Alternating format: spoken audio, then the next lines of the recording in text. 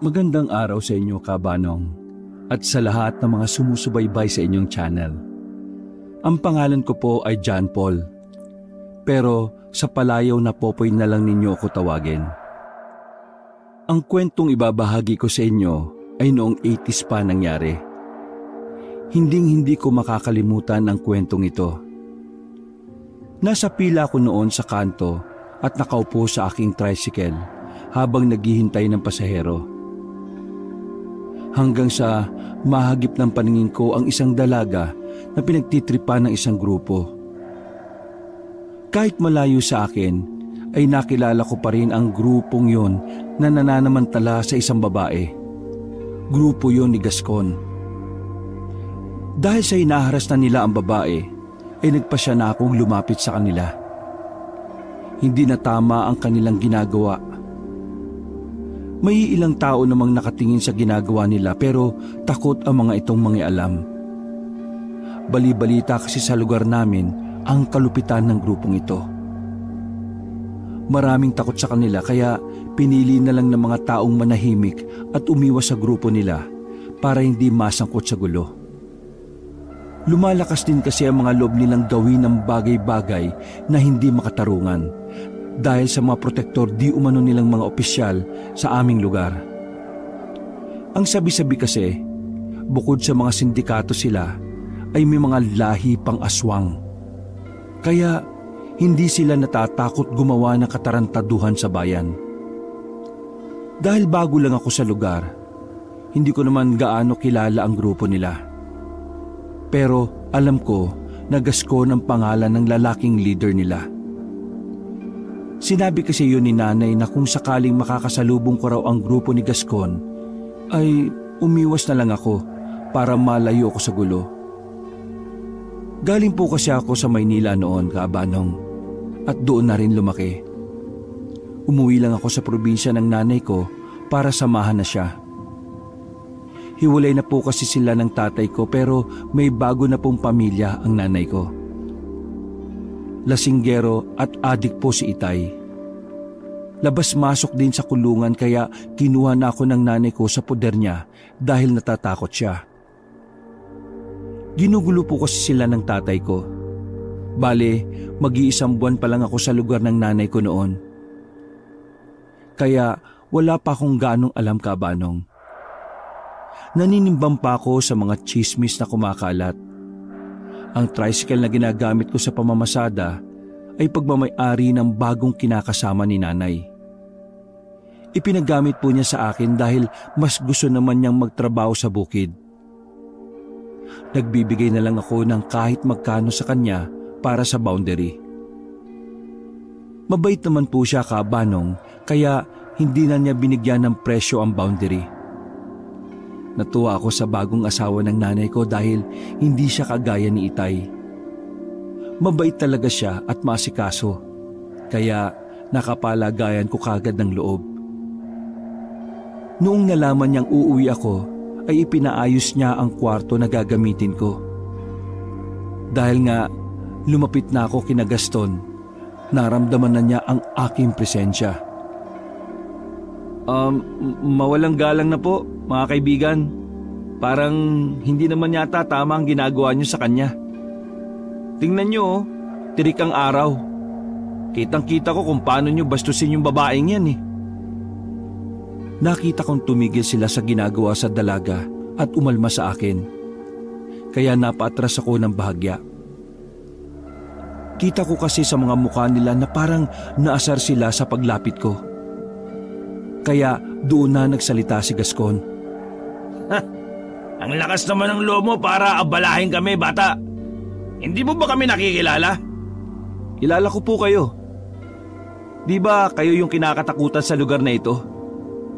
Pero sana po, respetuhin niyo naman po yung mga kababaihan. Alam mo palang kami ang kinatatakutan dito eh. Pero bakit ka ba nangihimasok? Ayaw ko po naman po ng gulo sa totoo lang. Gusto ko lang po sanang kung may problema man kayo sa babaeng yan, mas magandang mapag-usapan na lang ninyo sa tamang lugar at sa maayos na paraan. Inuutusan mo ba kami sa dapat namin gawin, ha? Di ba Ako yung anak ni Mercy na taga Maynila eh. Kabago-bago mo lang dito sa lugar namin eh. Marunong ka ng mangutos.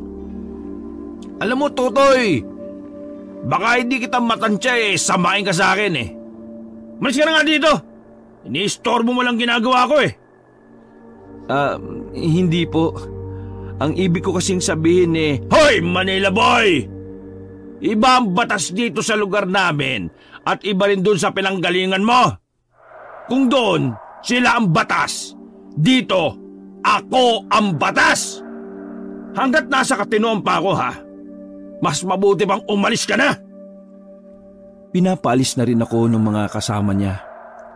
Baka kung ano pa daw kasi ang mangyari sa akin. Kaya pinili ko na lang na huwag mangialam. Pero naawa talaga ako sa babae, Kabanong. Kasi inaakbayan ni Gascon at saka pinipilit na halikan. Tapos todo suporta naman ang kagrupo niya. Habang yung babae ay umiiyak na. Hindi ko naman gusto na Hindi ko pa nga natapos ang sasabihin ko, Kabanong, nang tumama sa pangako ang kamao ni Gascon. Dahilan para bumagsak ako sa lupa. Narinig ko naman ang gulat na sigaw ng babae. Hayop ka, Gascon! Ano ginawa mo? Hayop ka! Tulong! Tulungan mo kami! Tulong! Tulungan niyo kami! Pinilit kong itayo ang sarili ko mula sa pagkakatumbang yon. Pagkatapos ay pinahid ang dugo mula sa gilid ng labi ko. Ang lakas ng suntok ni Gascon. Pumutok agad ang gilid ng labi ko. Hindi sana ito mangyayari kung nakanig ka lang eh. Pinapainit mo ulo ko eh, buwisit ka. Nagsilapitan na noon ng mga tao at saka nagtumpok-tumpok paikot sa amin. Aakalain mong may sabong na nagaganap. Sumisigaw ang mga tao. Inuudyokan nila kami na mag-away. Nakita ko ang mga mata ni Gascon na nanlilisik na. Habang malapad ang kanyang pagngiti, parang gusto niyang manakit. Nasusulsulan siya ng mga tao. Gusto niya akong bugbugin. Sandali lang. Sobra ka naman. Wala naman akong pake namang gulo sa inyo eh. Pero sinuntok mo kaagad ako. May ilan akong kasamahan na tricycle driver ang hinatak na ako palayo. Binubulungan na ako ng isa na wag na akong sumagot kay Gascon at baka hindi lang daw yon ang mata mo ko. Antibay mo rin bata ah. Halos inubos ko na yung puwersa ko sa suntok ko na yon pero nakuha mo pang tumayo? Sige, total eh, nakialam ka na eh. E di, ituloy na natin to. Gusto ko magpapawis kayo eh. Tama na, Gascon. Uro na lang kayo panggugulo sa lugar natin. Kung hindi niyo nakukuha ang mga gusto niyo, pinapatay niyo ang mga tao dito. Biglang itinuon ni Gascon ang tingin sa babae. Galit na galit siya sa sinabi nito. Anong sinabi mo? Ulitin mo nga. Pinapatay? Ha? Bakit? May ebidensya ka bang pinapatay ko mga taga rito? Ha? Wala akong imik noon habang nakatayo at binabalansi ang katawan mula sa suntok ni Gascon nang makita kong sinampal niya ng malakas ang babae. Tumigil lang si Gascon sa ginagawang pananakit sa babae na magsalita ang isang kasama niya. Ang sabi nito ay marami na raw tao at baka makakasira ito sa ninong niyang mayor. Binalingan ako uli ni Gascon. Sa'yo ang araw na ito, bata. Sige, palalampasin ko muna itong pangi-istorbo mo sa amin. Pero oras na magkita ulit tayo at gawin mo ulit ito. Sinisiguro kong hindi na kamao ko ang tatama dyan. Kung di, kalibre 45 na. Tiningnan ko lang silang umalis, Kabanong. Ang sakit pa rin kasi ng pangako. Nagsipulasan na rin ng mga tao pabalik sa kanilang mga ginagawa. Naiwan akong kasama ang iilan sa mga kasamahan ko na driver at ang dalagang si Elise ang pangalan. Salamat ah. Salamat sa pagtulong mo, Manong. Manong ka dyan.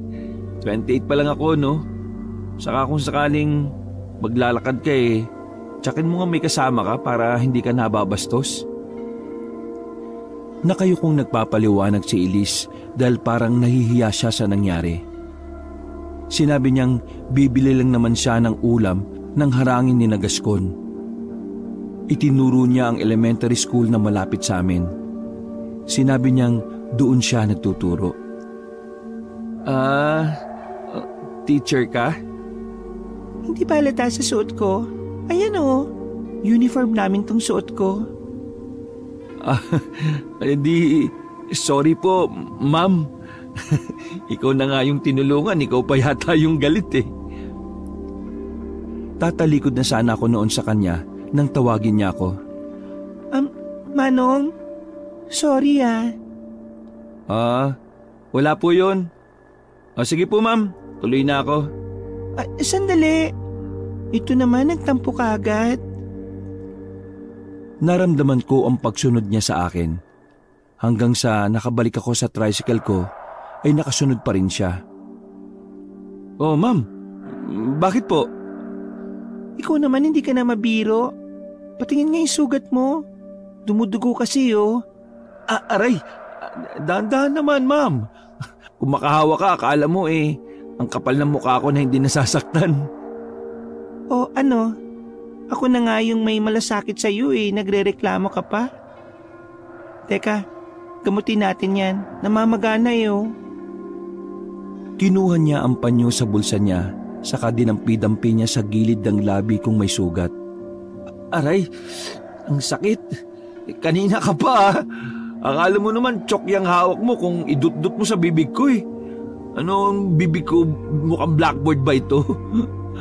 Ako na pong gagawa niyan. Salamat na lang po ma'am. Sige na po, okay na po ako. Ikaw na nga. Ay, makabalik na nga sa klase ko. Alam mo ikaw, tatanda kang dalaga sa ugali mo. Di ko malaman kung supladang may malasakit ka o masungit na may utang na loob Masungit ka rin naman O sige na, sorry na. Saka salamat sa pagtulong mo sa akin Ayan naman pala Marunong ka rin naman pala magpasalamat ng maayos at malambing Mga hayop talaga yung grupo na yun ni Gascon Sobrang nang ginagawa nila sa mga taga rito. Ano pala yung ginagawa ng mga kapulisan dito sa tuwing gumagawa ng masama yung grupo niya? Sinabi ni Elise na yun daw ang isang problema sa batas nila sa lugar. Kasi hawak daw nila yon. Makapangyarihan ang angka ni Gascon, hindi lang sa lugar nila kundi pati sa iilang mga bayan. Kahit lantara na ang bentahan nila ng ipinagbabawal na gamot, ay walang nagagawa ang mga tao dahil takot. At hindi lang yon, malakas ang loob nila dahil sa protektor nilang aswang. Na kapag daw nagalit ay nanlalapa ng mga tao. Ano? Aswang? Pambira ka naman ma'am. Kaayos-ayos ng usapan natin tapos bigla ka namang magjo-joke. Tama nga sila na baguhan ka lang dito. Hindi mo nga alam na may lahing aswang ang pamilya nila. Bahagya akong kinilabutan ka, Banong. Nagsitayuan ng mga balahibo ko. Hindi agad ako nakapagsalita. Totoo? Oo, totoong totoo. O sige na, babalik na ako sa klase ko. Mag-aalauna Salamat Naiwan akong nakatulala ka, Banong. Hindi pa rin kasi maalis sa isip ko ang sinabi ng teacher na yon. Nagtatanong-tanong ako sa mga kapwa driver ko. Pero iisa lang ang sinasagot nila. Totoo daw ang sinasabi ng gurong yon sa akin. Pagkatapos ko mamasada, ay dumaan muna ako sa bayan para bumili ng bigas at ulam namin para panghapunan. Ipinarada ko muna ang tricycle ko sa harap ng palengke. Bumili na rin ako ng 5 kilong bigas para makaambag na rin sa bahay. Pero hindi pa nga ako tuluyang nakakalabas ng palengke nang mabangga ko ang isang babae. Ay, sorry miss. Ikaw pala ma'am. Pasensya na Hindi kasi ako nakatingin Ayos lang. Ano bang binili mo parang marami-ramihan eh. 1 kilong manok lang to at 5 kilong bigas. At teka, saan ang punta mo? Uwi ka na rin ba? Pauwi na rin ako pero may bibilin lang ako dyan. Kung gusto nyo sumabay ka na sa akin. Kung yan walang susundo sa'yo. Wala naman akong sundo. Pero huwag ka na magkabala pa, no? Marami namang namamasada pa dyan eh. Hindi, isasabay na kita. Sige na, bumili ka na doon at hihintayin kita dito, ma'am. Hindi na nakapagdahilan noon si ma'am sa akin. Agad din naman siyang bumalik sa akin noong matapos niyang bilhin ang gusto niyang bilhin. Hindi ko akalain na magkalapit lang pala ang bahay niya sa bahay namin. Katunayan nga ay kilala daw niya pala ang nanay ko. Habang nagmamaneho kasi ako ay panay-kwentuhan namin kabanong. Kababa ko sa kanya ay saka pa lang siya nagpakilala. Elise ang pangalan ko para hindi naman mang tawag mo sa akin. Mukhang makikita pa tayo next time. Mahirap naman na nag-uusap tayo pero hindi natin kilala ang pangalan ng isa't isa. Popoy na lang ang tawag niya sa akin. Yan kasi ang tawag ni nanay sa akin eh. Gusto pa sana niyang pumasok ako sa bahay nila. Ipapakilala daw niya ako sa mga magulang niya at sasabihin na ako ang nagligtas sa kanya sa kapahamakan. Pero tumanggi na ako dahil medyo dumidilim na rin kasi. O sige, gawin na lang kitang service kung ayos lang ba sa iyo yun. Ha? Talaga ma'am Elise? Oo nga. 6:30 ng umaga sunduin mo ako dito tapos sa hapon naman 6:00 mo ako sunduin sa school. Ano, klaro ba yun sa iyo, Manong Popoy? Klaro po ma'am. Pero huwag mo naman akong tawaging Manong. Nakakatanda pakinggan eh. Popoy na lang. Hindi pa naman ako 30 eh. Oo na, Popoy. Tumawa na naman kaming dalawa. Pakiramdam ko nga ay matagal na kami magkakilala dahil sa tawanan yon. Madaldal rin pala siya sa totoo lang. Nagpaalam na rin ako sa kanya dahil lulutuin ko pa ang dala kong manok. Kinabukasan, kagaya ng sinabi ni Ma'am Elise, ay sinundo ko siya sa bahay nila. Sakto naman pagdating ko sa kanila nasa labas na siya ng bakod nila at naghihintay na sa akin. Tapos, sumakay din naman siya kaagad. Mga ilang minuto lang ay narating din naman kaagad namin na mabilis ang eskwelahan. Salamat, Popoy, ha? Bumaba siya at saka ngumiti sa akin. Inabot naman niya kaagad ang bayad niya sa akin. Ma'am, sobra to. Sige na. Tanggapin mo na, no? Wala kasi akong barya kaya tanggapin mo na yan. Salamat din dito, Ma'am Elisa. Sakto naman na nag-iipon ako eh. Bala ko kasi bumili ng sarili kong tricycle eh. Mabuti yan at nang mapabilis ang pag-iipon mo. Medyo maaga pa naman. Halika, magkape muna tayo, sagot ko. Ha? Sabi ko, magkape muna tayo, libre ko. Kape? Bakit? Anong bakit? Wala. Tara na. Bumalik siya nang sakay sa tricycle. Iba kasi ang iniisip ko kabanong. Date kasi ang unang pumapasok sa isip ko pagdating sa kape-kape na yan. Doon. Ang kapihan na yon, masarap doon. Ang sabi niya, pambawi niya raw yon sa pagkakaligtas ko sa kanya. Habang nagkakape nga kami, nahihiya ako sa kanya kabanong.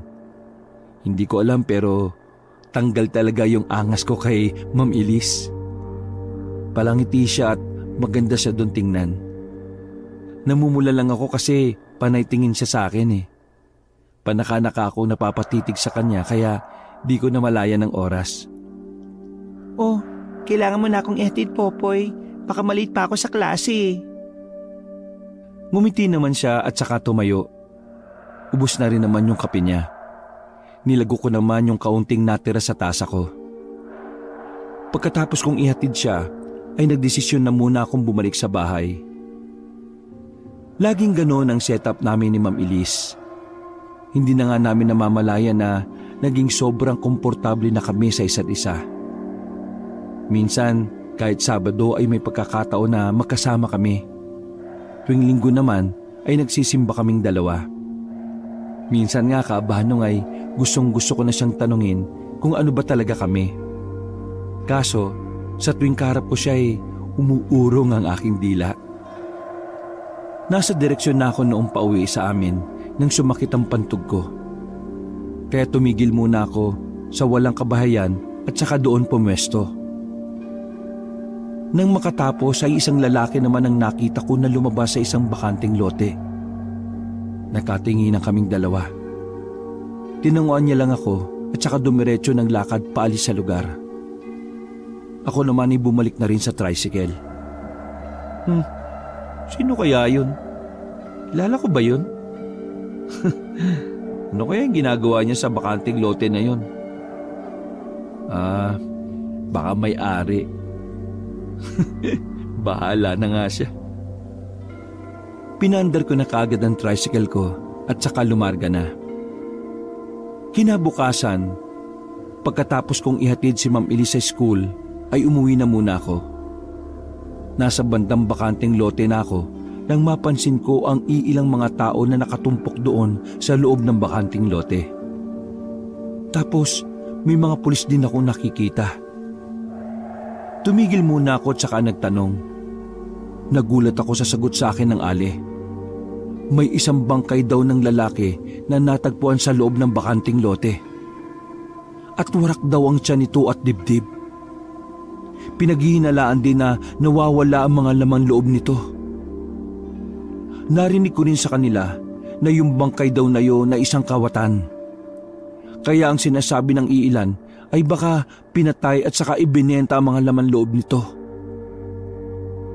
Pumasok tuloy sa isip ko yung nakita ko kahapong lalaki na galing doon sa loob ng bakanting lote. Ano kaya yung ginagawa niya kahapon dito?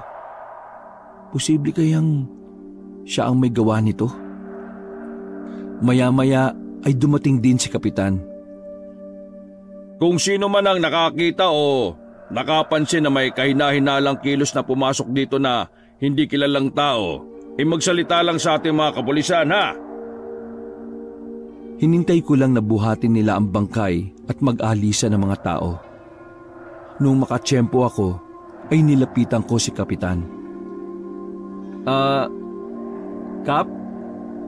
Oh, ano yung bata? Tungkol po sa nangyari sana, Kap. Nagbago ang mukha ni Kap nang marinig niya yun sa akin. Mukhang alam na niya ang gusto kong sabihin sa kanya. Halika, sumama ka sa akin. Hindi tong lugar para pag-usapan yan. Sumama ako sa bahay niya at saka doon kami nag-usap. Umupo ako sa sofa at umupo rin si Kap sa harapan ko. Sige, sabihin mo sa akin ang lahat ng mga nalalaman mo. Kahapon kasi, Kap, mga bandang 6:00 ng hapon, pauwi ako noon eh. May napansin kasi akong isang lalaking lumabas galing dun sa bakanting lote. Kilala mo ba o natatandaan mo man lang yung mukha niya? Hindi ko siya kilala, Kap eh. Pero siguro kung makikita ko siya ulit, makikilala ko siya. Ang sabi ni Kapitan ay hindi na naman mariresolba ang kasong ito kung may kinalaman na naman ang mayor ng bayan, ang ninong ni Gascon. Sila naman daw ang may lakas ng loob para gawin ang mga bagay na yon. Hawak nila ang batas sa bayan, kaya kahit anong ebidensya pa ang ilapag ay mababaliwala rin. Kaya mas mabuti pang tumahimik na lang daw ako para makaiwas sa gulo. Huminga ng malalim si Kap at saka pinayuhan niya ako sa dapat kong gawin. Ang dapat mo munang gawin sa ngayon manahimik ka. Wala pa tayong sapat na kakayahan para mapuksa mga peste sa bayang ito. Kaya ang mabuting gawin magpanggap na walang alam. Pero huwag ka mag-alala dahil hindi ako papayag na maghari ang kasamaan dito sa baryo natin. Gumagawa na ako ng hakbang para maiparating sa itaas ang mga nangyayari dito sa atin. Pagkatapos ng usapang yon, ay agad din naman akong umuwi, Kabanong. Sinunod ko naman ang sinabi ni Kapitan. Mukhang naiiba naman siya sa mga opisyal dito. May malasakit siya sa mga tao. Kaya may tiwala ako sa kanya. Ganun din naman ang sinabi ni Nanay. Mas mabuti pa raw na manahimik na lang ako kaysa malagay pa sa alanganin ng buhay ko. Isang araw, Kabanong, habang nasa pila ako, ay isang lalaki ang lumapit sa akin. Ang sabi niya ay umuwi daw muna ako kasi mukhang may kaguluhang nagaganap sa bahay. Mabilis ko naman pinandar ang tricycle ko at ipinarangkada ito ng takbo. Pagkarating ko sa bahay ay naabutan ko doon ang iilang mga sasakyan at ang grupo ni Gascon. Tapos nakita ko doon si Tito na duguan ang muka.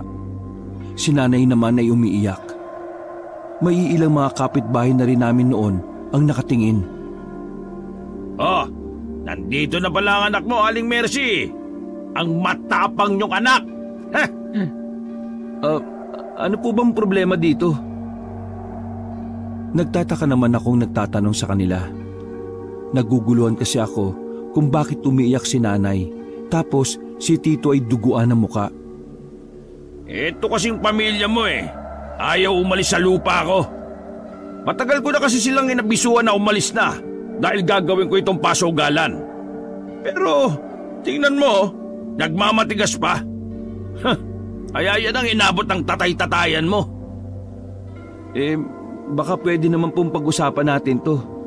Baka pwede naman sa ibang araw na lang kasi wala pa kaming malilipatan eh. Eto na naman tayo, Popoy, sa pakiusapan. Alam ba, sa tuwing magkikita ba tayo, ito na lang ang kaya mong gawin? Makiusap? Hindi naman sa ganun. Wala lang talaga akong makitang pwede naming tirhan eh. Kung gusto mo, luluod ako para magmakaawa sa'yo. Lumuhod nga ako, Kabanong, kahit labag man sa loob ko. Ayaw ko lang kasing nakikitang umiiyak si Nanay. Wala din naman ako magagawa kung hindi ito lang. Ayaw ko ng ganitong klaseng gulo, lalo na kung nasasangkot ang pamilya ko. Alam mo, Popoy, kahit tumalik ka pa sa lupa, wala akong pakialam. Sige na, ibahin ang bahay nila. Napatayo naman ako kagad at hinawakan ko si Gascon na nooy nakatalikod na sa akin. Hinawi niya ang kamay ko at saka itinulak ako. Pero tumayo muli ako at saka hinawakan siya para magmakaawa. Pero isang sipa ang natanggap ko mula sa kanya at suntok. Lumapit noon si Nanay sa akin kaya siya ang tinamaan ng suntok ni Gascon. Natumba noon si Nanay at nawala ng malay. Doon na nag-iba ang emosyon ko, Kabanong. Sa sobrang galit ko ay nasuntok ko si Gascon. Buong puwersa ko yon na may kasamang matinding emosyon. Bumagsak nga ito sa lupa at nawalan din ng malay.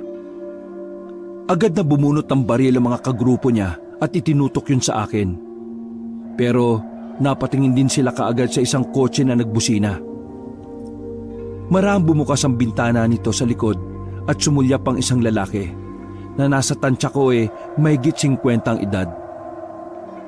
Pinigilan niya ang grupo ni Gascon at sumenyas na umalis na sila at dalhin si Gascon. Mabilis naman nilang ibinaba ang mga baril at saka pinagtulungang buhatin si Gascon. Nang maisakay na nila yon sa sasakyan, ay agad din silang umalis sa lugar. Dahil doon ay hindi natuloy ang pagsira sa bahay namin. Maya-maya ay nagulat ako dahil may biglang nagsalita sa likuran ko. Kaya bigla akong lumingon. Ayos lang ba kayo? Ay, ikaw pala, Kap. Oo, ayos lang ho kami. Si Nanay mukhang napuruhan saka yung ama-amahan ko. Pasensya na't nahuli ako. Pero nakita ko yung malakas na suntok mo na nagpataob kay Gascon, ha? Hindi ko kasi napigil yung sarili ko, Kap Mabuti nga yun. Bagay lang sa Gascon na yon. Ikaw pa lang ang nakagawa nun sa kanya. Yung lalaki kanina sa sasakyan, sino yung, Kap? Si Jonas yun, ang pinakamataas ang kanila. Mas nakakatakot yun. Bali-balita din na aswang yun. Pero wala pa namang patunay. Makalipas ang 2 araw, Kabanong, habang tulog kami nang mabulabog kami sa isang ingay na galing sa kusina namin. Pambihira naman oh. Sino ba yun? Anong oras na ang ingay-ingay pa? Maricel, ikaw ba yan? Inakala ko noon na yung anak ni nanay yun na si Maricel. Madalas kasi itong gumigising ng hating gabi para kumain. Hindi naman siya sumagot kaya hinayaan ko na lang. Maya-maya pa ay narinig ko na lang ang malakas na sigaw ni nanay. Kaya napabalik ko sa ng bangon sabay labas sa kwarto ko. Nay, ano pong nangyari? Nakita ko ang bubong namin sa kusina. Wasak na ito. May nakita kaming malaking ibon na pumasok dito sa bahay natin. Lumabas din naman ito kaagad nung nagsindi ako ng ilaw. Ang tito mo naman, lumabas para habulin ng ibon na yon. Ganun po ba? Susundan ko po si tito. Diyan lang po kayo. Pabalik na si tito nang lumabas ako ng bahay. Kaya tinanong ko na lang siya. Nasaan na? Nakita niyo po ba yung ibon, tito? Ang sagot niya ay nakita niya raw pero mabilis na nakalayo. Inilarawan pa niya ito kung gaano kalaki. Kakaibang ibon daw yun na nakita niya sa tanang buhay niya.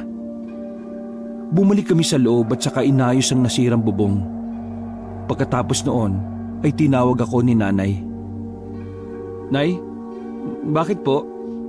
Eto, Popoy anak. Isang kwintas na may kulay pulang bato na palawit. Sinulid lang ang inilagay ko dito para talian kasi wala talaga itong panali. Pero matibay na sinulid na yan. Tanggapin mo ito dahil ang kwintas na ito ay isang anting-anting na mula pa sa ninuno natin. Ako ang huling pinasahan nito. Pero sa tingin ko hindi ito para sa akin. Ano pong ibig niyo sabihin, Nay? Na para sa akin ang kwintas na ito? Kasi sa akin mo ibinibigay. Pero ano naman ang gagawin ko dito? Lumalala na ang sitwasyon sa baryo natin. Habang tumatagal ay sinasakop na ng kadiliman ng lugar. Habang maaga pa, dapat nang bunutin ang ugat upang hindi na tumubong muli. Sige na, isuot mo ang kwintas na ito, anak. Ito ang magbibigay sa iyo ng kapangyarihan at proteksyon mula sa masasamang tao. Tatamaan man ikaw ng bala pero hindi ka tatablan nito. Magbibigay din ito ng lakas sa iyo at kakaibang liksi. At kung sa mga aswang naman, ay hindi rin ikaw basta-basta masusugatan ng pangil nila at kahit kalmot pa. Kung gaano kalakas at kaliksi ang mga aswang, ay higit pa doon ang magiging kakayahan mo sa oras na isuot mo ang kwintas na ito. Ako po ang karapat-dapat na magsuot nito? Nasa akin daw ang katangian na hinahanap ng kwintas? Naku naman, Nay, oh. Nananaginip ka ba? Tapos paggising mo isinabuhay mo na yung panaginip na yon? Seryoso ako, anak. Eto pa, tanggapin mo pa itong punyal at baril para may sandata ka. Oh, saan gera mo naman po ako ipapadala nito, Nay? Takaw disgrasya ka kasi. Saka alam kong mainit na sa'yo ang mata ni Gascon at ang pamilya niya. Natatakot ako mapahamak ka. Kaya panahon na para ibigay sa iyo ang magpoprotekta sa iyo. Tumango naman noon ang asawa ni nanay. Tiningnan ko siya. Alam din niya ang tungkol sa anting-anting ng nanay ko. Kaya inisip ko na baka nga totoo ang sinasabi ni nanay. Ang sabi pa niya sa akin ay tanggapin ko raw yon.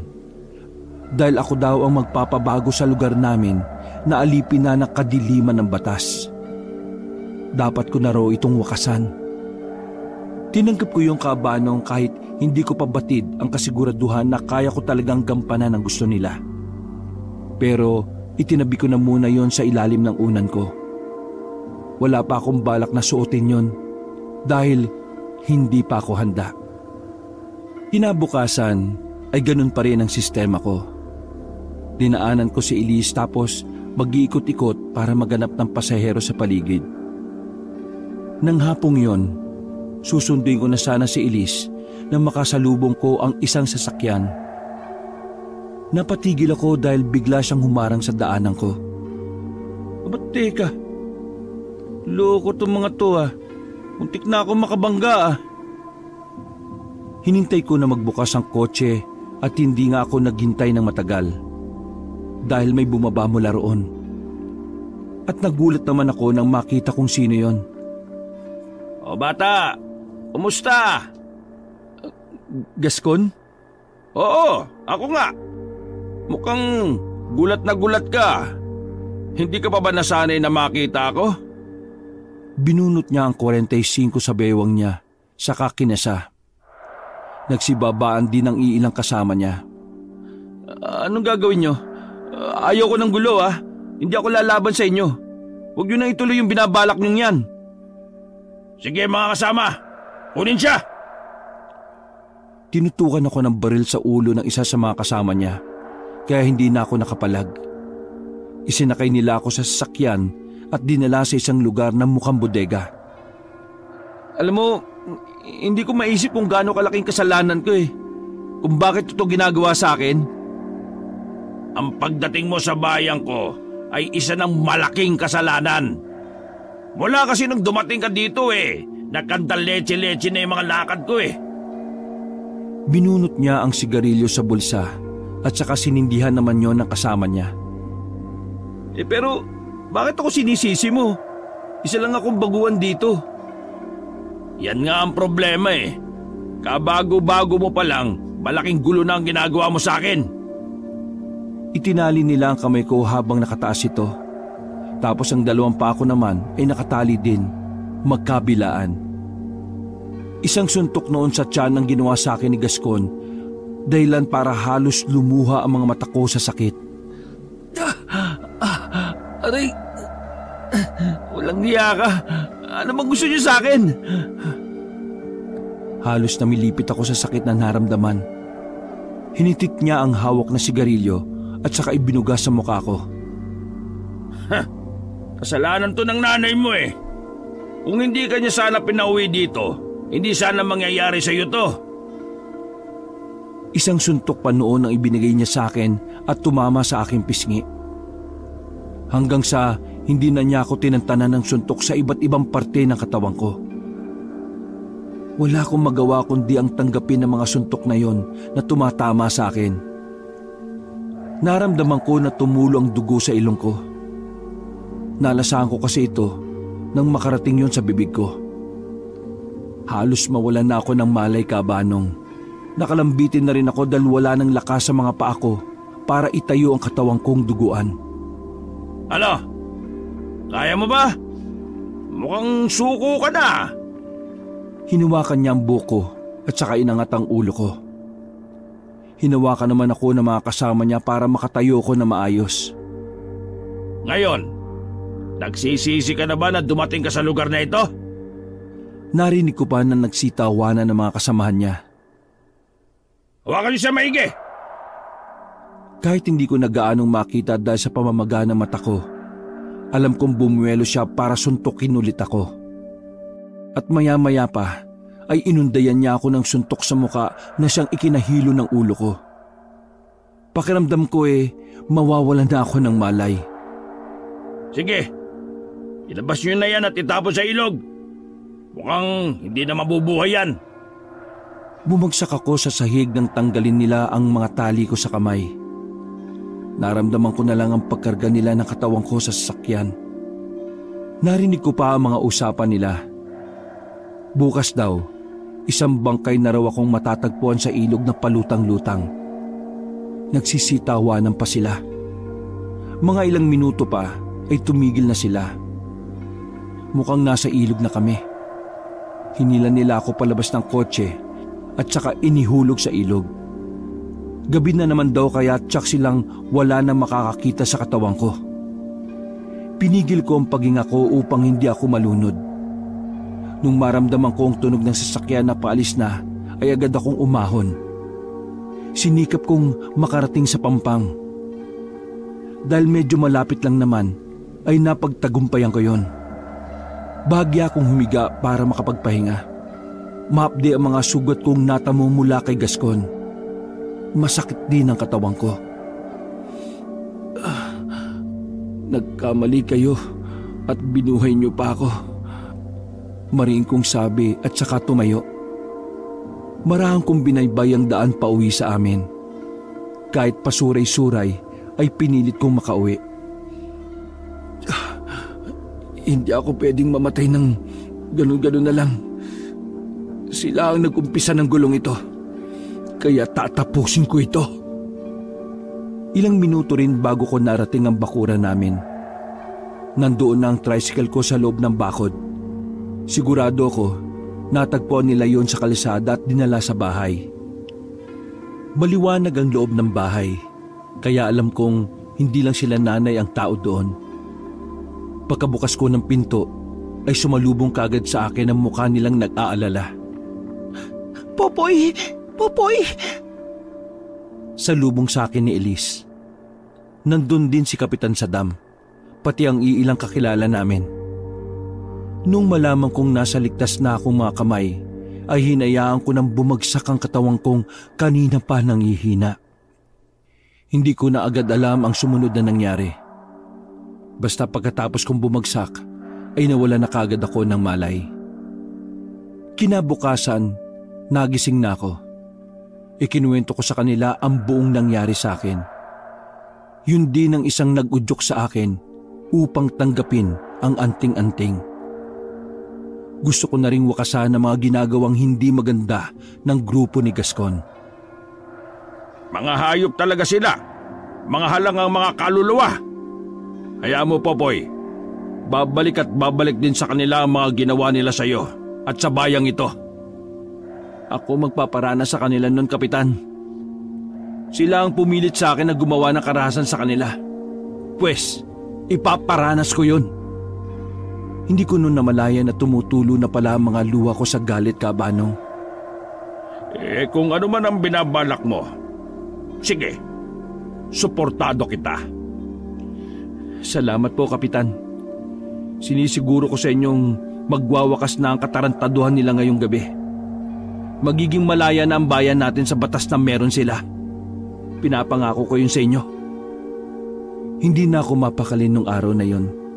Dahil gustong-gusto ko ng pagbubuntalin ang mga grupong yon. Nung gabing ding yon, Kabanong, ay nagdesisyon akong lumakad na. Kinuha ko ang kwintas at saka isinuot.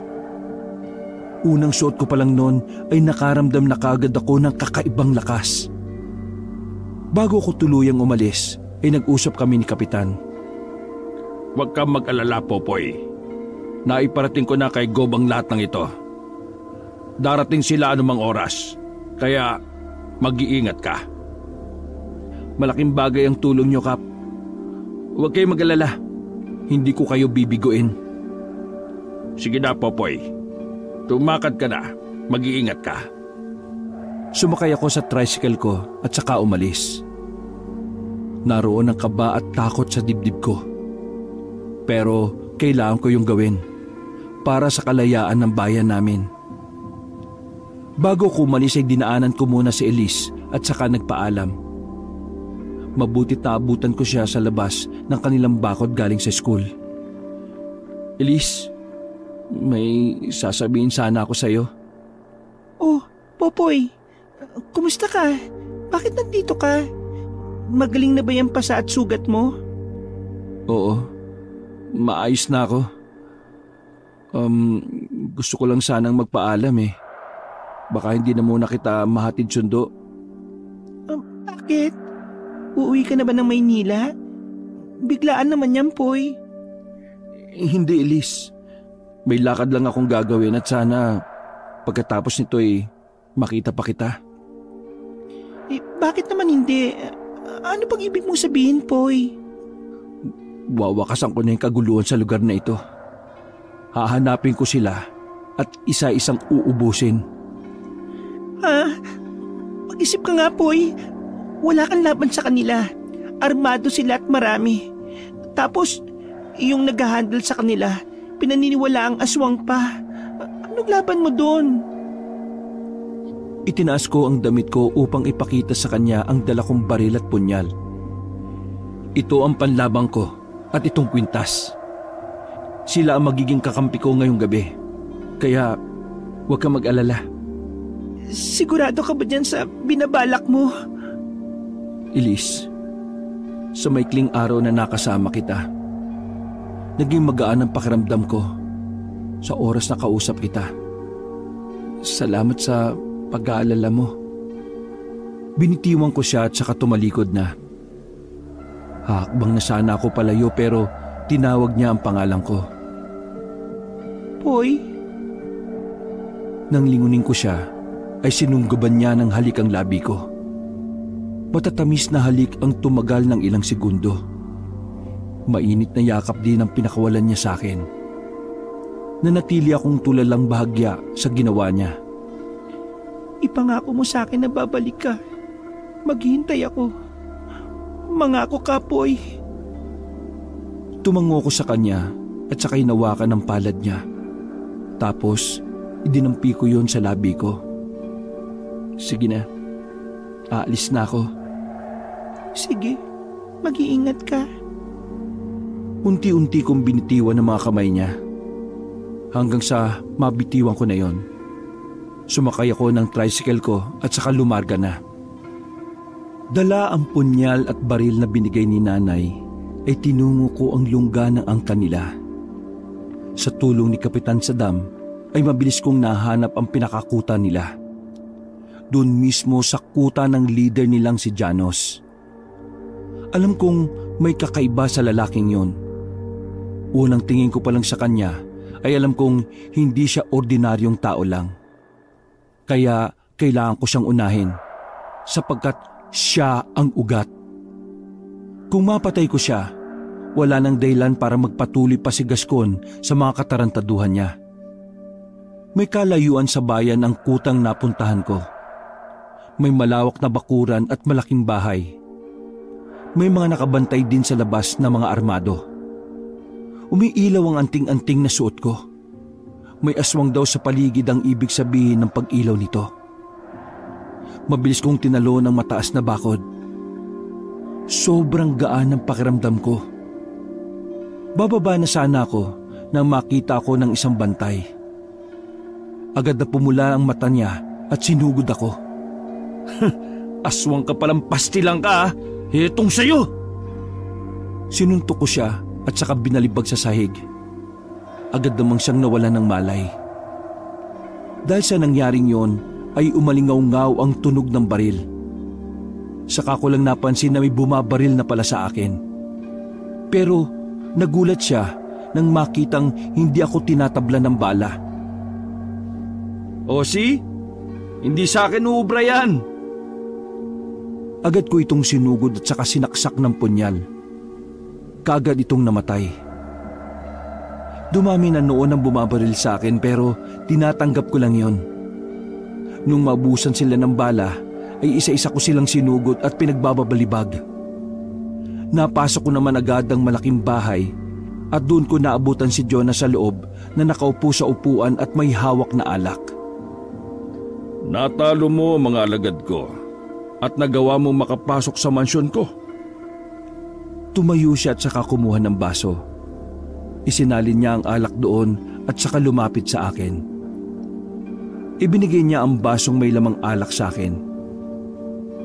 Eto, inumin mo. Mag-celebrate tayo ngayong gabi, bata. Tama. Tama ka. Ipagdiriwang ko ang nalalapit mong kamatayan. Napadako ang tingin niya sa suot kong kwintas. Kung hindi ako nagkakamali, ang suot mong kwintas na yan ang nagbibigay sa iyo ng pambihirang lakas. Ang kwintas na suot ko ay isang uri ng agimat na nagmula pa sa aming mga ninuno. At ito rin ang tatapos sa buhay mo, Jonas. Maaari namang hindi na tayo umabot sa ganoong punto, bata. Umanib ka sa akin at sabay nating pagharian ang mundo. Bumalik siya sa kinauupuan at saka nilagok ang alak na hawak. Hoy, wag mo kong idamay sa kasakiman mo, no? Dahil ngayong gabi, pupuksain ko na ang ugat ng kadiliman na bumabalot sa bayang ito. Hindi nga ako nagkamali sa iyo, bata. Nung unang makita pa lang kita alam ko nang kakaiba ka. Ikaw lang ang bukod tanging nakagawa nun kay Gascon. Napahanga mo ko nung araw na yon. Kung ganon, pareho tayo. Nung una pa lang kitang makita, alam ko rin kakaiba ka. At tama nga ako, napupuno ka ng kasamaan. Inihagis ko sa kanya ang basong may alak at saka binunot ang baril ko, sabay paputok nun sa kanya. Pero nagulat ako kabanong nang bigla siyang naglaho sa kinauupuan niya. Medyo mabagal ka pa, bata. Pero alam kong may ibibilis ka pa. Napalingon naman kagad ako sa kanya. Hindi maaari. Mas mabilis siya sa inaakala ko, kabanong. Ha? Paano ka napunta kagad dyan? Halos di ko man lang namalaya na tumayo ka. Napakabilis mo, ha? Pinapahanga mo ko. Ang kakayahan na ito ay minana ko sa aking ina. Hayaan mo, ituturo ko sa iyo ang paraan na ito sa oras na magkaisa na tayo. Gusto mo ba yon? Hindi bali na, uy. Hindi ko maarok yung kasuklam-suklam na kasamaan mo. Ikaw ang bahala. Basta hindi ako nagkulang na kumbinsihin ka. Kung ano man ang mangyari sa iyo ngayon dito, ay wala na akong magagawa. Sa isang iglap, kabanong, ay nasa malapit ko na siya. Sinakal niya ako dahilan para mahulog ang hawak kong baril. Inihagis niya ako ng malakas kaya tumilapon ako sa pader. Marahan niya akong nilapitan. Alam mo bang hindi lang aswang ang lahi ko? Ang tatay ko ay aswang, pero ang nanay ko ay mangkukulam. Kaya nagagawa ko ang mga bagay na ito. Dahan-dahan na nagpalit siya ng muka. Yung lalaking nakita ko sa bakanting lote, yun ang naging mukha niya. Ha? Ikaw? Ikaw yung lalaki sa bakanting lote? Tama. Ako nga yun. Ikaw yung pumatay sa lalaking yon? Tama ka uli. Ang sama mo. Pinakatumpak sa sinabi mo. Magnanakaw ang taong yon. Nasasabi ka ang kainin ng mga laman loob niya. Hindi na dapat nabubuhay pa ang mga tulad niya. Sino ka naman para sabihin yon? Nilalagay niyo sa sarili niyong kamay ang batas? Binunot ko ang punyal ko, kabanong, at saka sinugod siya. Pero mabilis niya yung naiwasan. Kaya sinugod ko muli siya. Hinawakan ko ang anting-anting at bumuelo ng suntok. Natamaan ko siya dahilan ng pagkatumba niya. Pero dali-dali naman siyang tumayo at inatake din ako. Kung ayaw mo sa inaalok ko sa iyo, mas mabuti pang gapasin na rin kita dahil magiging sagabal ka lang sa mga plano ko. Ang dami mong sinasabi! Dinampot ko ang baril na nahulog kanina at saka pinaputok yun sa kanya. Iniwasan niya yon pero may pagkakataon na tinatamaan ko siya. Ramdam ko na tinatablan siya pero hindi yun sapat para matalo ko siya. Ginagalit mo talaga ako! Umiba na naman ang itsura niya na parang isang taong lobo. Naglalaway pa ito na nakatingin sa akin. Alam ko sa puntong yon ay lalong lumakas siya. Mabilis niya akong sinugod. Pinipilit niyang abutin ng kagat ang leeg ko. Pero nandyan ang dalawang kamay ko para itulak siya. Balak mo pa akong kagatin, ha? Hindi mo magagawa yan! Buong lakas ko siyang itinulak. rason para makawala ko. Muli ko siyang pinaputukan ng baril. Tumigil lang ako noon nang maubusan ako ng bala. Ang muling pag-atake niya ang hindi ko napaghandaan, kaya nakagat niya ako sa braso. Pero humilom lang ito na parang walang nangyari. Agad kong binunot ang punyal at saka inundayan to ng saksak. Napaatras siya sabay balik sa anyong tao. Hindi ko akalain na ganyang kalakas ang anting-anting mo, bata. Napahawak siya sa sugat niya. Alam ko sa mga oras na yon ay napuruhan ko siya. Nakita ko kasi ang mga kilos niya na nanghihina na siya. O ngayon, anong gagawin mo? Mukhang hindi ka na makalaban pa. Ngumiti siya sa akin. Ewan ko pero parang may kung anong binabalak siya. Dinampot niya ang bote ng alak sa sahig at saka sinimut ang laman nito. Mukhang wala ng laman ah. Mabilis niyang sinipa ang lamesang maliit papunta sa akin. Kaya sinangga ko yon. Nang tingnan ko siyang muli, ay nakita ko na siyang tumakbo paalis. Tatakas ka pa ah. Sinundan ko naman siya. Patungo siya sa second floor ng kanyang bahay. Pagkarating ko doon, ay lumabas siya sa isang pinto doon na may hawak na mahabang baril. Agad niya akong niratrat ng bala, kaya napatago ko sa isang haligi ng bahay. Kahit hindi ako nasusugatan noon, pero masakit pa rin kung tumatama yun sa akin. Hindi mo matatakasan ang kamatayan mo, Jonas! Tumigil ang pag-ulan ng bala sa akin. Nakita ko naman siyang tumalon sa bintana. Muli ko siyang hinabol. Tumalon din ako sa bintana at sinundan siya, patungo sa gubat. Dahil sa mga sugat na natamo niya, ay mabilis ko lang siyang nahabol. Na-corner ko siya sa isang malaking puno. Wala ka na matatakbuhan pa! Kung magsasanib puwersa tayo, mas lalo tayong lalakas. Mga babae, pera, kapangyarihan, lahat yan makukuha natin. Huwag mo nang lasunin ang utak ko dahil hindi tayo magkapareho.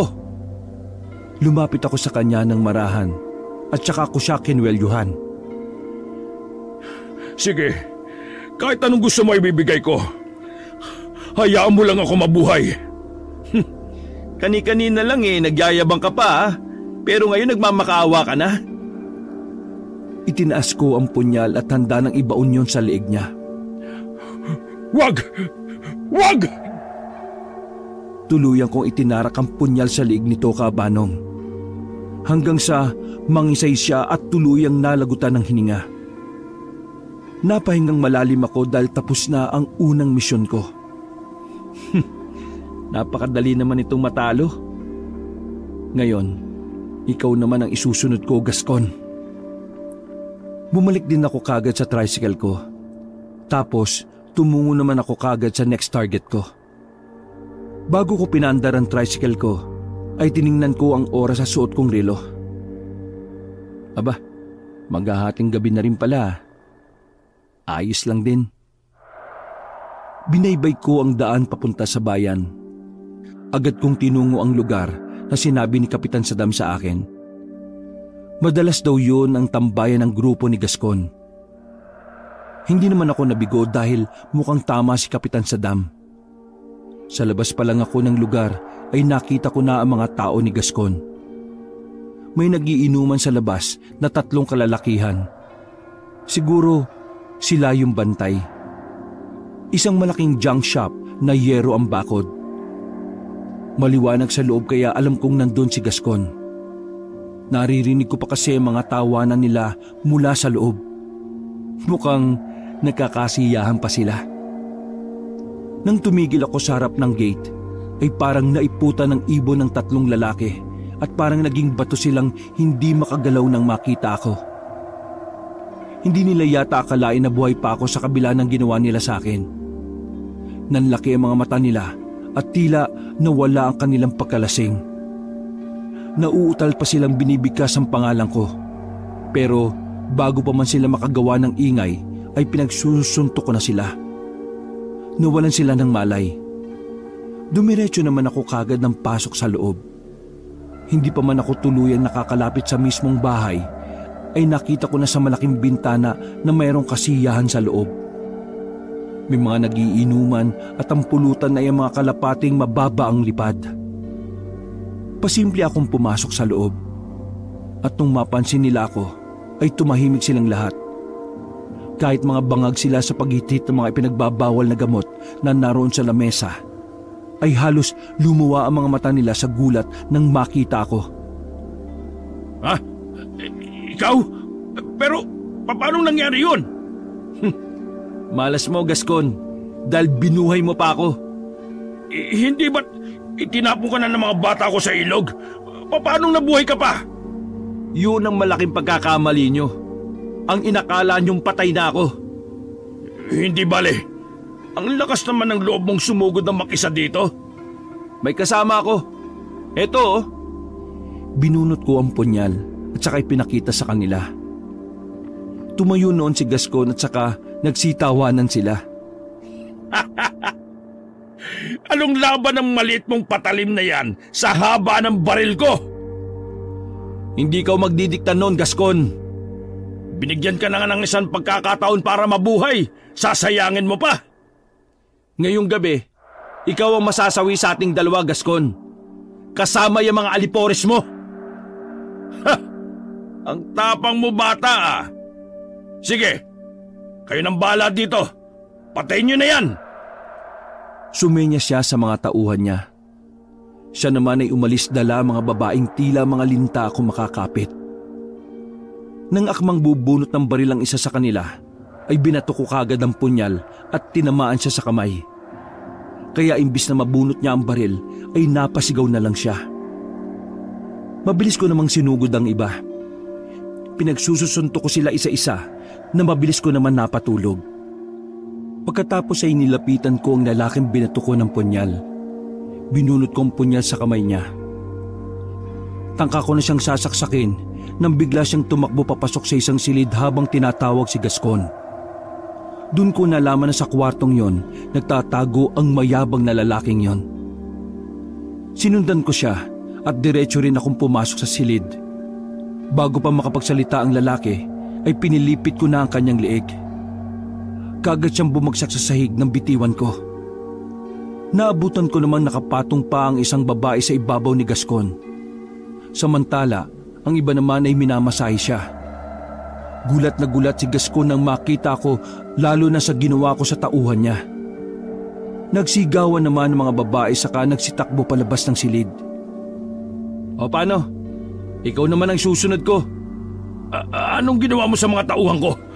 Mukhang natalo mo na sila dahil nakarating ka na dito eh. Paano mo sila natalo? Higit 10 sila at malalaki pa ang mga katawan. Mukha lang naman silang langgam eh. Kaya ang sasarap lang tirisin. Mukhang nanginginig ka na yata, Gascon. Bakit ganyan ka humawak ng baril ngayon? Bakit? Natatakot ka na ba? Nasaan na yung tapang mo sa tuwing may gusto kang patayin? Maaari mo akong mapatay pero sigurado akong papatayin ka rin ni Jonas. Yung aswang na may lahing mangkukulam ba? Ha? Ano mo nalaman? Kagagaling ko lang dun eh, bago ako dumiretso dito. Doon ka galing? Winakasan ko na yung buhay niya at ikaw naman ang isusunod ko, Gascon. Kaya mas lalo kang dapat manginig kasi ang inaasahan mo isa ng malamig na bangkay. Ano? Pinatay mo si Jonas? Pero paano? Dahil dito sa sotong anting-anting. Hindi maaari. Kasinungalingan yan. Walang kwenta naman yung kwintas mo eh. Bakit mo ipagmamalaki sa akin yan, ha? Hindi ko na siya hinayaang magsalita pa, Kabanong. Mabilis ko siyang nilapitan at saka binalibag sa sahig. Nabitiwan niya ang baril na hawak niya at napagulong siya sa sakit na natamo niya mula sa akin. Aray ko! Sakit ng likod ko doon ah! Oy! Napuruan ko ba yung likod mo? Ouch! Kulang pa yan sa ginawa mo sa akin at ng mga tao mo. Kaya huwag ka na magtago. Gagapang ka pa sa ilalim ng kama ah. Ay teka, alisin nga natin tong kama na to. Isang kamay ko lang binuhat ang kama at ibinalbag sa isang sulok. Doon tumambad sa akin ang mukha niyang takot na takot. Kahit ang baba niya ay nanginginig na. Kung ano man ang kasalanan ko, patawarin mo na ako. Pinagsisisihan ko na ang lahat ng yon, Poy. Please, tulungan mo ako magbago. Huwag mo akong patayin. Kaya ko naman magbago eh. Huwag mo akong isunod kay Jonas. Ngayon nasa bingit ka ng kamatayan eh. Nasasabi mo na ang lahat ng yan. Pero nung nasa kasarapan ka eh, hindi mo man lang yan naiisip. Niyakap niya ang binti ko at halos hagkan pa ang paa ko sa pagmamakaawa. Pero hindi ko alam kung maaawa ba ako sa kanya kasi kahit papaano ay may nararamdaman pa rin akong galit. Hayaan mo ako magbago. Huwag mo namang ipagkait sa akin yon. Parang awa mo na, Poy. Pangako, nangangako ko talaga na magiging mabuti na ako. Hindi naman ako ganun kabato para hindi ka pagbigyan. Basta, ipangako mo lang na lahat ng masamang gawain mo ay itatama mo na. Oo, Poy. Pangako, gagawin ko lahat ng utos mo. Hinila ko ang pako at saka tumalikod. Pero naramdaman ko na lang ang pagkasanya ng baril. Yan ang pagkakamaling ginawa mo. Ang pagtitiwala sa kalaban ay isang katangahan. Anong akala mo sa akin? Bubuhayin pa kita? Tumigil ako sa paglalakad palabas. Malakas ang halakak niya na parang nanalo na. Nilingon ko siya nang marahan kasabay ng pagpaputok niya sa akin ng baril. Tinamaan ako sa iba't ibang parte ng katawan ko. Bahagyang ininda ko ang sakit ng tama ng bala. Pero hindi naman ito bumabaon sa katawan ko. Pagkabangga ay agad na nalalaglag sa sahig ang mga bala. Nanlaki ang mata ni Gascon nang makita ang nangyari. Natigilan na siya dahil wala ng bala ang hawak niyang baril. Nabitiwan niya na rin ito.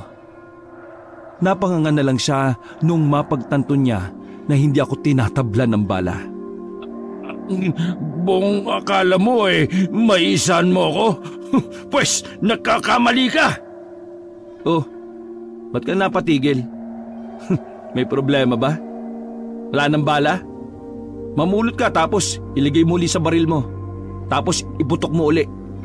Ulit-ulitin mo hanggang magsawa ka para masihang ka. Kasi ako, gusto ko naman yung nasisiyan ng kalaban ko bago ko bawian ang buhay. Bakit hindi ka tinatablan? Anong klaseng anting-anting meron ka? Nilapitan ko pa siya kabahan pagkatapos kong pulutin ang baril niya at sapilit ang pinahawak sa kanya. Pagkatapos ay itinutok ko yun sa sintido ko. Oh, may bala pa palang isa Hindi ka dapat magsayang ng bala, no? Ikasa mo ulit, iputok mo sa ulo ko para makumbinsi ka na talagang hindi ako tinatablan ng bala. Mas maigi na masaksihan mo ng ganito kalapit, di ba? Sige, iputok mo na. Dahil maski ilang bala pa ang pakawalan mo dyan, ay hindi ako tatablan yan. Muli siyang nagdrama sa akin. Binitiwan niya ang baril at napaluhod. Niyakap niya ang paa ko at muling nagmakaawa. Poy, sensya na. Nagkamali ako. Patawarin mo ako. Sige na, buhayin mo ulit ako. At magbabago na talaga ako. Ito, totoo na talaga. Pexman, sumpa man kay Batman. Kay Lord. Sige na. Alam mo kanina, nakaramdam pa ako ng awa sa iyo Pero ngayon, pasensya ka na. Tiningala niya ako nung marinig niyang wala na siyang pag-asang pagbibigyan ko pa. Hinataw ko ang batok niya ng kamao ko at doon siya nawalan ng malay. Itinali ko ang mga kamay at paan nito upang hindi na makaalis kung sakaling magising pa. Nasa labas na ako noon at pinagtatatali ang mga wala ng malay ng mga tauhan ni Gascon. Nang biglang salubungin ako ng isang malaking paniki. Nag-anyong tao ito nang lumapag sa lupa at nagulat akong si Jonas pala yun. Ha? Paanong buhay ka pa? Alam kong magugulat ka. Nakalimutan mo yatang anak din ako ng isang mangkukulam. Mahirap patayin at hindi namamatay ng ganun-ganun lang. Hinawakan ko ng maigpit ang punyal ko at inihanda ang sarili sa pakikipaglaban. Pambihira. Bakit hindi ka mamatay-matay? Nakita na kitang nalagutan ng hininga. Ganun ka kasi kabilis magtiwala eh. Kaya nga ako kinatatakutan sa lugar na ito kasi mabangis ako. Nagagawa kong lahat ng gusto ko. At sa pagkakataong ito ay ikaw naman ang papatayin ko. Siguraduhin mo lang dahil titiyakin ko sa iyo ngayon na mapapatay na talaga kita. Ngumiti siya sa akin at saka marahang lumapit. Pero nung malapit na siya sa akin, ay biglang naging panikit lumipad-lipad uli sa paligid. Umali-aligid siya sa akin mula sa iba't ibang direksyon, kaya nalilito ko kung saan banda niya ako susugurin. Maya-maya ay naramdaman ko na lang ang pag-atake niya mula sa likuran ko. Tinamaan niya ako dahilan para tumilapon ako. Muli siyang lumipad, hanggang sa hindi ko na makita kung saan siya nagpunta. Buisit, pahihirapan pa niya yata ako sa paghahanap sa kanya. Ano? Nahihirapan ka na ba? Nandito lang naman ako ah. Bakit? Bulag ka na ba? Kung panay tago ka, paano tayo matatapos niyan? Maya-maya pa ay may naririnig na akong pagaspas ng pakpak niya. Ilang saglit lang ay naramdaman ko na lang na parang may bumubulusok pasugod sa akin. Mabuti na lang kabanong ay napayuko kagad ako. Dahil kung hindi, ay baka tinamaan na naman niya ako sa pag-atake niyang yon. Daya nito ah. Palipad-lipad ka pa dyan? Teka lang. Humanap ako ng isang bato na sakto lang sa palad ko at inabangan ko siya sa itaas. Nang makita ko siya ay buong puwersa kong binato ang hawak ko. Sa lakas ng pagbato kong yon ay tinamaan siya at bumagsak sa lupa. Oh, bakit hindi mo naiwasan yon? Nanlaki ang mga mata ko nang makitang agad siyang naging malaking pusa at sinugod ako. Aba, walang kadala-dala ito ah. Ang buong akala niya ay uubra pa ang mga binabalak niya sa akin nung nagsapusa siya. Sinalubong ko siya at saka bumwelo ng suntok. Nung matamaan siya ay bumulagta na lamang. Magaling siyang umatake pero hindi pala siya magaling umilag. Pero ang akala kong tapos na ang laban dahil hindi na siya gumagalaw ay nagkamali ako. Marami itong bumalik sa pagiging tao at tumayo na parabang walang iniindang sakit sa katawan. Aba, nakuha mo pang tumayo ah. Ang lakas din ng apog mong demonyo ka. Hindi ka pa rin ba papayag sa alok ko? Pwede ka rin maging kagaya ko. Masaya kaya ito? Ayaw mo? Huling tanong ko na ito bago kita tapusin. Kaya pumayag ka na. Ngayon ko lang naintindihan. Gusto mong ipakita sa akin ang mga kakayahan mo para mapapayag ako. Gusto mong bumilib ako sa kakayahan mong yan? Nakakaawa ka naman. Talagang yan pa rin ang nasa utak mo, no? Hoy, ikaw, kahit ilang libo mo pang ialok sa akin yan, hindi ko pa rin tatanggapin yan. Napakapangit ng mga itsurang gusto mo eh. Saraulo ka ba? Paniki? Pusa? Ano ka? Kontento na ako sa gwapo kong mukha, no? Eh di ikaw ang bahala. Tapusin na natin to. Ayoko nang patagalin pa. Wala ka rin naman palang silbi. Muli niya akong sinugod pero mabilis ko lang din yung naiwasan.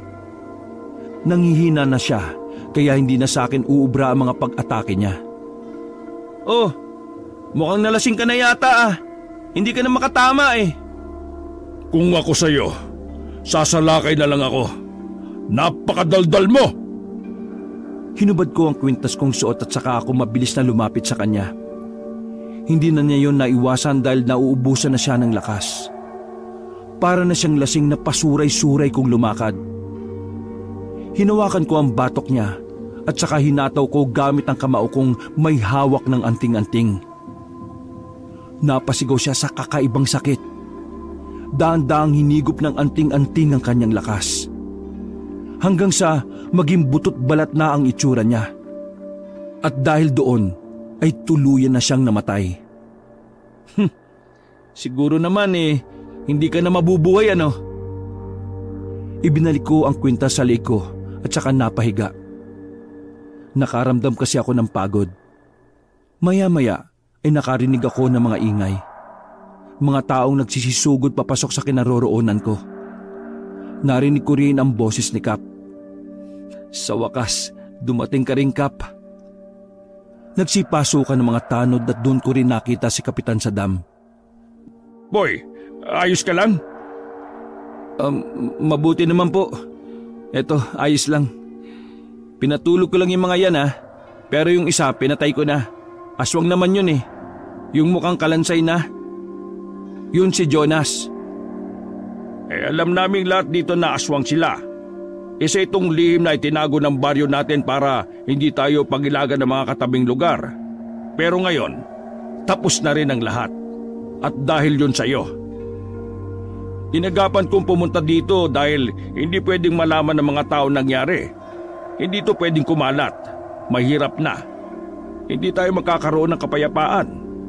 At saka, iisipin ng mga tao na baryo tayo ng mga aswang. Iilan lang sa kanilang napatay mo, Popoy. Ambong ang kanila, nabubuhay pa at anumang oras ay pwedeng maghasik uli ng takot sa mga taga rito. Pero ang mahalaga, malaman nila na hindi tayo kagaya ng dati na nabubuhay sa takot. Kaya na natin silang labanan ngayon, basta sama-sama. Opo, tama po kayo, Kap. Matatakot ang mga aswang kapag nalaman nilang lumalaban ng mga tao. At pagkatapos nito, may mga gagawin pa tayo. Sasama ka ba? Ano pong gagawin? Hikayatin natin ang mga kababaryo nating magkaisa na labanan ng mga natitirang aswang. Hindi man natin sila mapatay, mahalaga maitaboy para maging payapa na uli ang lugar natin. Opo, maganda po yan, Kap. Talaga pong maraming mga kapulisan sa bayan natin ang makukulong kasama ni Gascon. Pati ang ninong nilang mayor, dapat paimbestigahan na rin. Mababahag ang pangil ng mga aswang na yon kapag nalaman nilang handa na tayong labanan sila. Baka nga agad-agad silang magsial sa balutan O sige, alam na namin ang gagawin dito. Mabuti pa umuwi ka na. Hindi dapat malaman ng mga tao na ikaw ang gumawa ng lahat ng ito. Hindi pwedeng kumalat. Hindi pwedeng makarating sa angka ni Jonas na ikaw ang gumawa ng lahat. Tuso sila. Tsak na babalikan nila ang pamilya mo kapag nalamang ikaw ang gumawa nito. Kaya sa ngayon, mas mabuting tumahimik ka muna, ha? Naku, wala naman po akong balak na ipaalam sa kahit na sino yung nangyari, no? Yun nga rin po ang gusto kong sabihin sana sa inyo na sana ilihim na lang natin to. Oo, Poy. Makakaasa ka. At makakaasa rin po kayong makikisa ako sa mga susunod na hakbang kontra sa aswang. Mabuti naman kung ganon. O sige na, umuwi ka na. Baka may mga tsismosong dumating pa rito. Kabanong, kumalat din po ang nangyari sa baryo namin dahil sa mga tsismoso-tsismosa. Hindi naman po maiiwasan yon. Pero ang kumalat na kwento ay sinugod sila ng mga aswang dahil nag-akla sila sa pamumuno ni Jonas at ni Gaston. Nangyari yon dahil may isang aswang na nahuli na umamin na talagang may plano silang ganon. At laking tuwa nila na natalo ang dalawang may maiitim na budhi. Nakawala rin ang aswang na yon na kinulong ni Kapitan dahil sa tulong ng mga kasamahan niya. Nilusob nila ang barangay isang gabi, pero hindi sila nanakit ng tao. Kinuha lang nila ang kanilang kasamahan. Pagkatapos po nun, isa-isang umalis ng palihim ang ilan sa aming mga kababaryo. Dahil doon, naging usap-usapan ang mga umaalis ay mga lahing aswang rin. Mula po noon, Kabanong, bumalik na ang kapayapaan sa aming lugar. Naging patas na ang batas para sa lahat. Wakas. Magandang araw sa inyo, Kabanong.